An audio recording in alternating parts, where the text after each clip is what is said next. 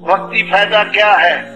भूखे को खाना खिला दिया, या प्यासे को पानी पिला दिया, या नंगे को कपड़ा पहना दिया, ये भी फायदे हैं।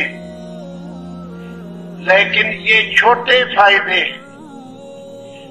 भूखे को खाना खिला दिया सुबह को, 5-6 घंटे के बाद फिर भूखा।